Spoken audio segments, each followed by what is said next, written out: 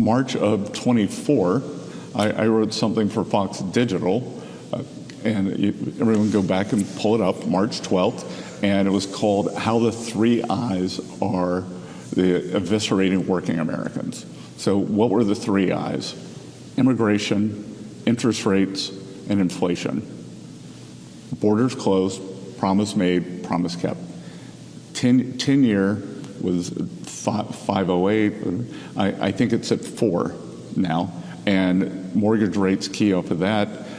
I think short-term interest rates could come down more. So interest rates down. And now we're at inflation. And inflation is coming down.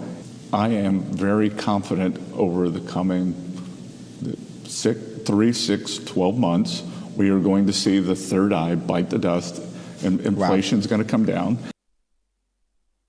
Okay. Well, that's music to my friggin' ears. Let's see what John has to say about it. Joining me now, John Carney, economics editor at Breitbart News. All right, John, inflation coming down. Every single American watching right now just sat up in their chair and said, really? Is it gonna?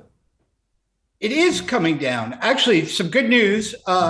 The American Farm Bureau said the price of a Thanksgiving meal is down about 5% from last year. So this is, they put together all the ingredients: cranberry sauce, baked potato, mashed potatoes, turkey, of course, and they do this calculation, and it's come down. Inflation is down a lot from where it was under Joe Biden, and it's going to keep coming down by all indications through next year. It's going to take a while before we get to 2%, which is the Fed's official target. But we're moving in that direction, so good news. And I think Bessent's right on that. I think we will see within the next 6 months material progress on inflation.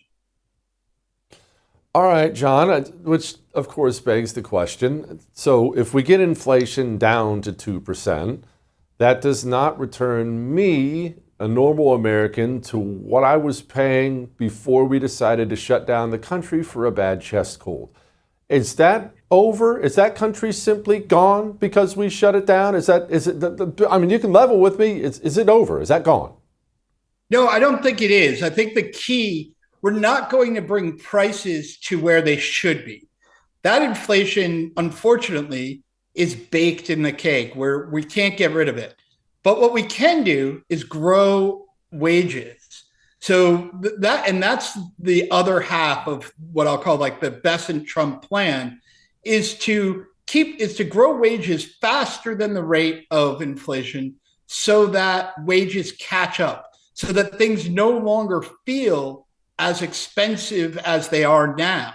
A huge part of the problem is prices went up and our wages went up much more slowly. So things really did become unaffordable, and they still are in many cases far less affordable than they were before the pandemic.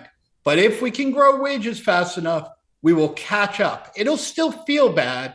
Guys like you and I will still look at the price of a hamburger and be like, I can't believe that's what they're going to charge me for a hamburger. But wages will catch up and people will start to feel a little better about it because their money will go further. Well, that's music to my ears. Break down for me, if you don't mind, John, why? Why are wages going to go up? What's happening right now that's going to put more money in my pocket?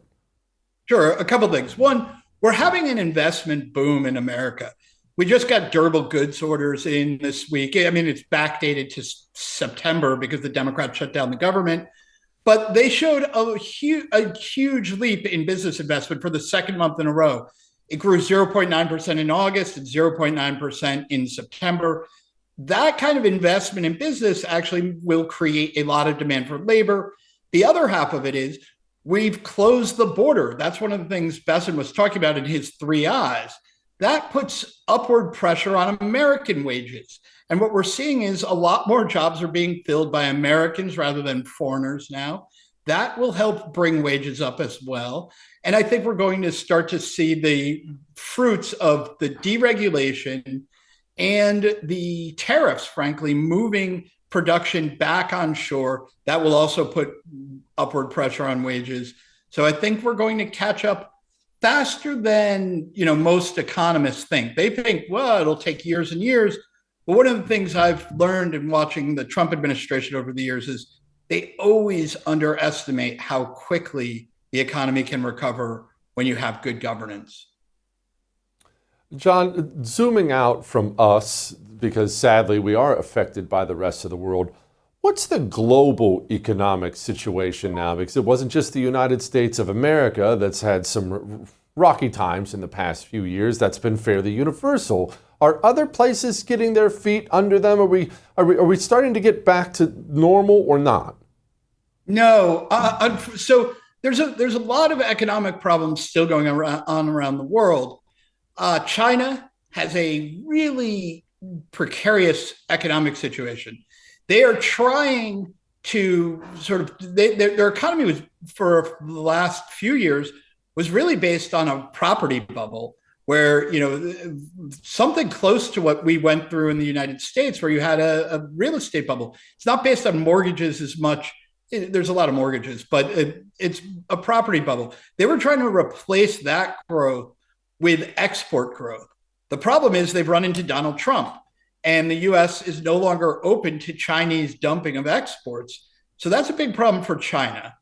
Europe has a problem as well. They're having to rebalance their economy. Their economy really did depend very much on an uneven playing field between the US and Europe. So Europe is trying to rebalance. They're going to grow slow. That's actually, it will be a drag on the US. We want our allies to be rich and wealthy and to do well, but it's going to take some time. That means their appetite for US products will be lower, which will slow our growth a bit. But what we're going to see over the next couple of years is the US is probably going to grow at a much healthier rate than Europe. And we might, China will, who knows how fast China really grows. The numbers are all, I don't trust a bit of them, but China's going to really struggle because they can't switch from real estate to export like they had planned because we put tariffs on them. Are we going to have a new Fed chair? There are all these rumors, but you're the one who always knows this stuff. Are we going to have a new Fed chair? If so, why? And what's the new guy going to do? So yes, we will have a new Fed chair no matter what. Jerome Powell's term ends in April. Donald Trump is very close to naming someone.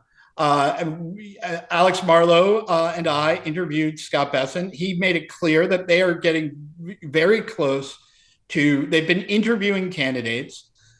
It's most likely either going to be Kevin Hassett, who is Donald Trump's chief economic advisor in the White House, the national economics director right now, Kevin Warsh, who used to be on the Fed, and then Christopher Waller, who is currently a Fed governor, but he dissented once when the Fed didn't cut. He's probably going to vote for another rate cut in the December meeting. He's also a strong candidate. I think he actually has a stronger chance than people are giving him odds for. Those are probably the three leading candidates. Of course, look, it's Donald Trump. He, often plays his cards pretty close to his vest on these things. Nobody really knows until he makes the decision who it's going to be. So I don't think even, Treasury Secretary Scott Bessent knows who it will be right now. We'll have to wait to see what Donald Trump says. He probably wants to say something, though, before Christmas, is what I'm hearing. Well, how about that? We'll take that. John, you have a happy Thanksgiving, my friend. I appreciate you. I would thank you for coming to my YouTube channel, but I know how brilliant it is, and I know you love it here. So subscribe and watch. We're going to start really ramping things up and putting some funny stuff, some interesting stuff out there, some collaborations. Either way, my YouTube channel is officially the place to be. So stick around.